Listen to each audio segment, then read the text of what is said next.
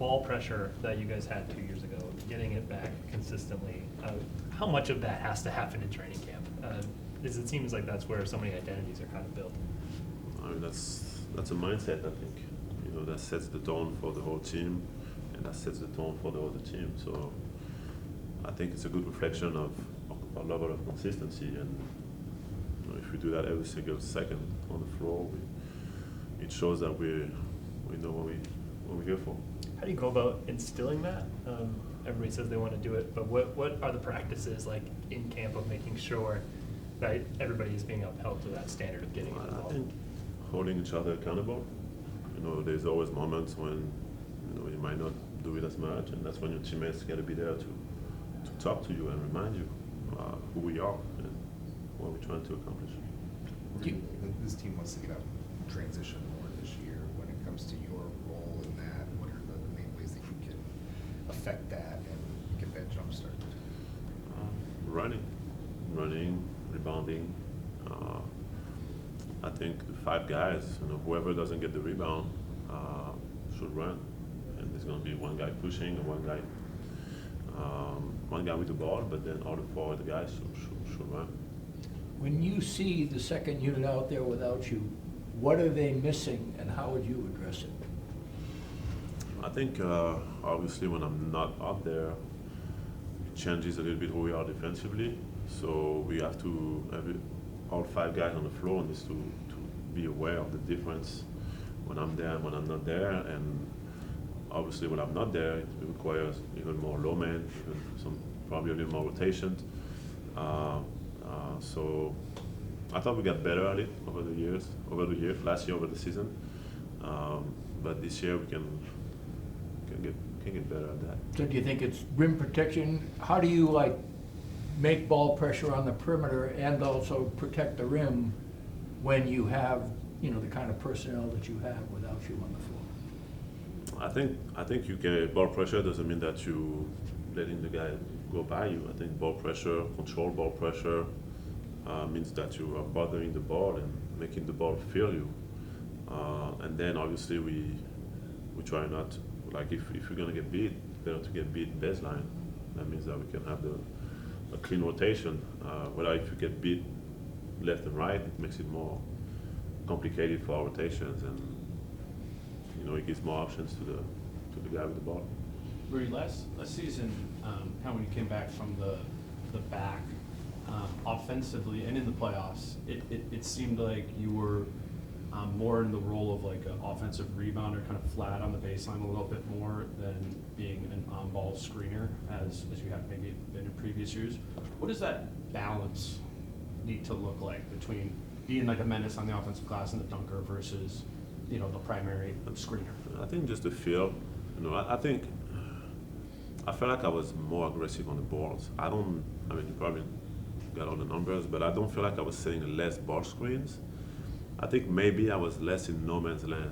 I was more decisive, and I was also, I would say I had more of a purpose offensively, regardless of sending a ball screen or running the floor, spacing, or even ducking in, whatever it was. I think I had more purpose, and I was more, I feel like I was more stronger on the glass, which created a lot of offensive possessions for us. So it's more like purpose rather than position? I think it's more being decisive and try to not be in no man's land too much. When I set the ball screen, it's great for us. Now after I set the ball screen, sometimes I can come and I can linger too much, and then that's when it can get clogged up a little bit. But I think once I started cleaning that up, it was easier for my teammates, and it was easier for me, and it was harder for the defense.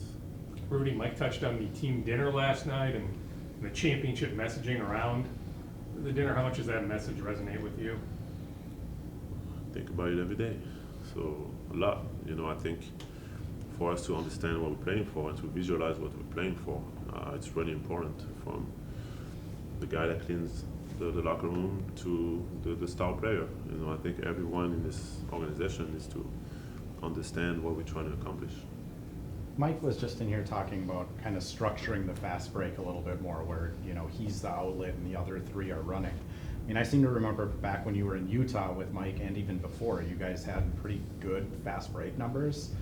Is it just as simple as kind of getting that structure in where Mike's running the break, or do you feel like there's something else that needs to happen for you and Mike to kind of get that rhythm back? I think being dedicated to run.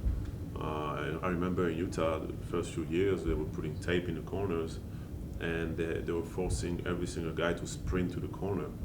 You know, almost not even look at the ball, just sprint to the corner every single possession, and then it became a habit. It became something that, you know, whether you're fresh or you're tired, you're gonna do it because you built that habit. And I think for us, we have an opportunity to build these habits from today. I think there's so much, coach would say, meat on the bone that we can get from doing these things.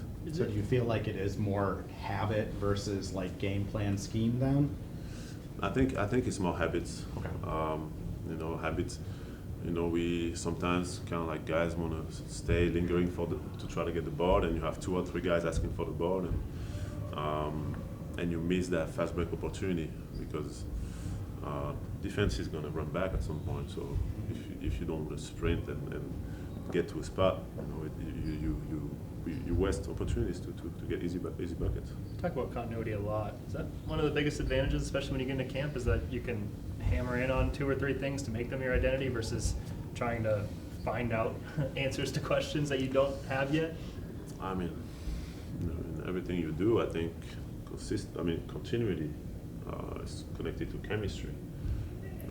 You know, there's things that when you go through some adversity, when you go through tough moments and good moments too with a group of guys, obviously it builds something, creates something, and for us, like, it creates like habits, you know, automatism that we get, you know, finding each other, knowing how to space for each other, defensively, knowing like how to talk to your teammate, how to push your teammate, who your teammate is.